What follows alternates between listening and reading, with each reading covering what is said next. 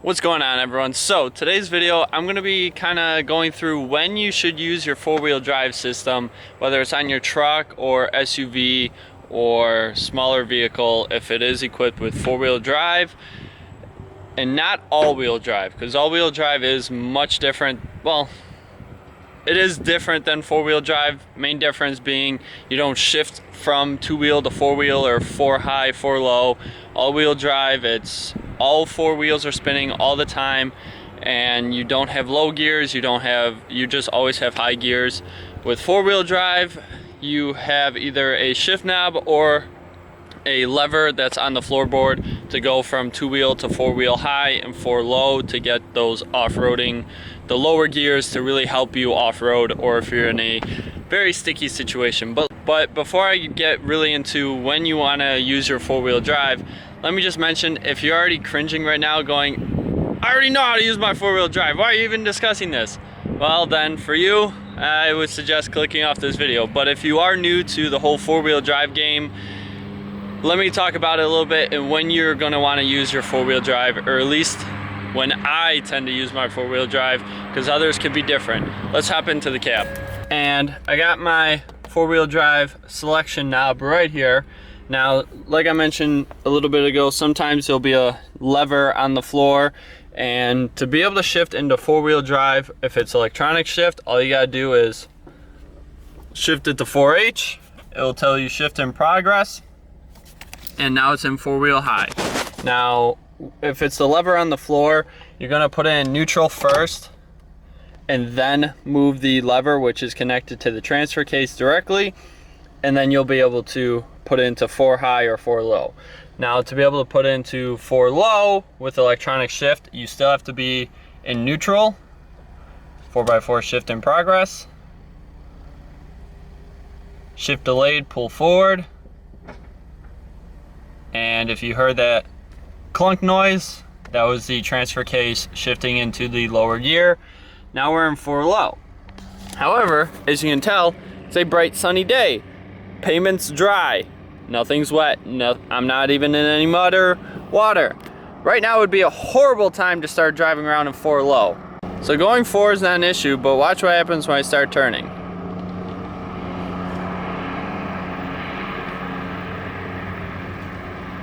Okay, so far not bad. And okay, that wasn't as violent, but usually when you're in four-wheel low and you take a really tight turn, you're gonna mess up a lot of things. So don't ever do four low in dry pavement like this unless you're on like a boat ramp, because that's when I use four low, is when I'm on the boat ramp with the 10,000 pound boat. Even though our new boat we have to get a bigger truck for whenever we pull it now. But again, I always do four-wheel low at the boat ramp because I want to make sure I have that power and the torque going to all four wheels to pull me up that incline. Now, another situation for four low, I used it a couple of years ago when I was pulling a UPS truck that was stuck in the snow. Put it into four low. I knew I was doing a straight line with minimal turns. If I was turning the wheel, it was very slight. I wasn't trying to make like a hard right turn or a hard left turn, and I was going under 10 miles an hour, like under 20, and I was using the four low to really use the lower gears to pull that UPS truck that was stuck in the snow. Again, in really sticky situations, that's when you want to use four low, and when you're really just going straight, like if you're rock climbing or in thick mud, that's when you want to use your four low to really get yourself out of there. Now let's shift back into four high. So we're going to go back to neutral, four high, 4x4 shift in progress, advanced track on. So basically when you go into four low, it shuts off your stability track and advanced track and traction control and all that fun stuff. But your vehicle might not be equipped with that if you have an older one. So now we're back in drive, it's in four wheel, and now I can drive around. And again, the four-wheel drive, it works better than four low, and you can go faster in four high. So in four low, you really don't want to go over like 20 miles an hour. And again, this is why you never put your truck into four-wheel drive on dry pavement, high or low. Because it's struggling, and I can feel it binding on all the joints and everything. So 4 high, 4 low, you never want to use it on dry pavement. So if your vehicle is equipped with four-wheel drive, and if you're on dry pavement, don't put it into 4 high, don't put it into 4 low, you're gonna wreck components. So I've seen people ask it, should I put it into 4 high before when it's raining outside? And I've even had people ask me, oh, do you put your truck in four-wheel drive when it's raining?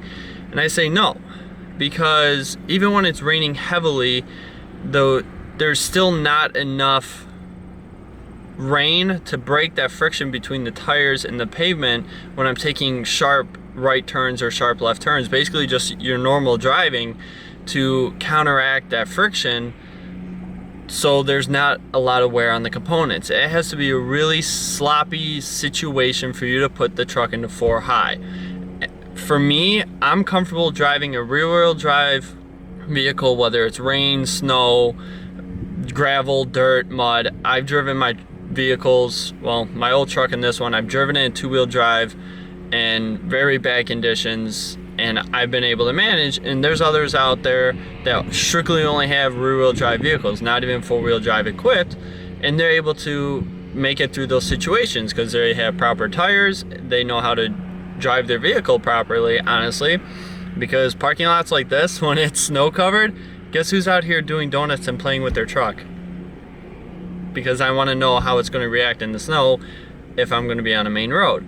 So even in rain, I don't put it in the 4 high, and you could just know your turns are not going to be as tight as you hope they would be, or if they were before, they're going to have to be wide. Now, I mentioned snow. If you're in a state that gets a lot of snow, if it's a regular day like it is right now, but it's like 30 degrees outside, but there's no snow on the ground, don't put your truck into 4-wheel drive. You're gonna want to take it out. Now, if it's snow-packed covered, there's like 4 inches of snow on the ground, the plow trucks aren't out, guess what? I'm gonna be running 4-wheel drive just because for me it's a lot easier. Now, normally, yeah, I would just put it into 2-wheel drive, but if I'm really like running around trying to get to places, I will put it into 4-wheel just for the extra precaution and that extra insurance, knowing I'll have the front wheels to grab me if I'm starting to slide and I can catch it. Now, 4-wheel drive does not mean that your braking distance is shorter, because 4-wheel drive, 2-wheel drive, all-wheel drive, that does not help braking in the snow or rain or any bad condition. So still have a safe following distance between you and the vehicle in front of you. Now, I mentioned mud. That's another situation for 4-wheel drive, unless, again, you have good tires, you're confident in your ability, and you just kind of send it through the mud hole. You should be able to get through in 2-wheel drive. I've done it before in other situations, not where it was really sloppy stuff, but a little mud here and there. Went through it 2-wheel drive, not a problem. Doing donuts in a field somewhere, again, not a problem with rear-wheel drive. Now, let's say you're in a place that's very grassy or wet, and you don't realize how much water is actually in the soil, and you start going forward. All of a sudden, your truck starts going down, and your rear wheels start spinning. Well, at that point, because you can put the truck or vehicle into 4-wheel drive if you have electronic shift, while it's still in drive or in gear, you shift it to 4 high, and you put that baby in reverse, and you floor it back that way. And possibly back that way, so then you can keep going back and forth until you are out of that hole because you had no one to call on to pull your butt out, because that happened to me. So that was a situation I needed 4-wheel drive. Now, if it really got down to it, I would have put it into 4 low, and actually I can't remember if I did put it into 4 low. I may have shifted into neutral and gotten to 4 low really quickly, so I was able to have that extra torque, the lower gears, to get me out of that hole, because I ended up getting out of it in reverse, because going forward I would have definitely gotten stuck.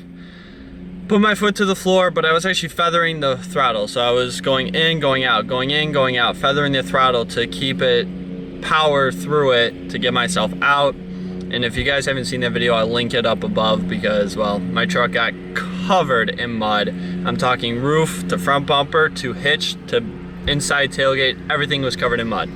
So really the point being that I'm trying to make here is when you feel that your confidence level is not fully there and you think you're going to need four-wheel drive, put it into four-wheel drive before the situation gets worse. Because when you're in that mud hole, or if you're sliding out of control in snow, or if you end up in a ditch, what have you, and you're then thinking, man, I should have put in four-wheel drive, or maybe I can get out now if I put into four-wheel drive, there's a possibility that yes, once you're in that situation, you can put into four-wheel drive and get yourself out. But sometimes that's not always the case, and that's why I will think ahead of that situation. Like if it's starting to snow, because we are getting into the winter months here, and if I know I'm going out and it's heavily snowing and I'm getting on the highway or something like that, I will put into four-wheel drive. Now, some people have asked, what's the highest speed I can drive in four-wheel high? Some people have asked, how fast should I be going in four high? What's the max speed on it? Honestly, there's not really a max speed, but there is also the circumstance of if you're using four-wheel drive and you're on the highway and you're wondering how fast you need to be going, question is, how fast would you normally go in conditions like that? Because if I'm in four-wheel drive on the highway, it's either blizzarding out or severe rain, hailstorm, or mud is falling from the sky, and I'm probably only going to be doing 50 to 60 miles an hour or whatever traffic's doing. Now, as far as when you shouldn't use four-wheel drive, dry pavement. If the pavement's any bit dry or is not that saturated in anything that will lessen the friction between the tires and the wheels, don't put on your four-wheel drive system, because you will wreck components. You're going to break CV axles, you're going to break U-joints, drive shafts, what have you, and those can be a costly repair if you don't do it yourself. Trust me, I've done those repairs. They suck, but they're manageable if you are kind of mechanically inclined. So I just wanted to make this video because I know there's people out there who want to know when I should use my four-wheel drive system, when I shouldn't, because a lot more people that I'm noticing are buying trucks that never have owned a truck before or any four-wheel drive type of vehicle. They've owned all-wheel drive vehicles, but again, those are just put in, drive, and go. Now they're looking at a shift knob with a 2H, a 4H, a pull with an X on the axle, which is just differential lock, and I actually tend to use that a lot more than four-wheel drive, because I will lock both my rear wheels together to help me get that extra traction instead of having one wheel peel. And if you're still here at this point and you already know when you use your four-wheel drive and you've had four-wheel drive pretty much all your life, put some tips and hints down below in the comment section for people watching this who just bought a truck or a vehicle that has four-wheel drive and aren't really too sure when to use it, that I may have not mentioned. And so that's it for this video. Hopefully you enjoyed it. If you did, go ahead and give it a big thumbs up, and if you didn't, sorry to hear it, but you can go ahead and give a dislike. Let me know what I can improve on for next video. And if you haven't done so already, please consider subscribing to the channel. I greatly appreciate it. This way I can bring you guys more content like this and content for my truck, because right now I'm working on getting some more things in order to install for this truck. Just figuring out financing and stuff like that, because, well, money doesn't grow on trees as well as we wish it did. Anyways, I will catch you guys later. Bye.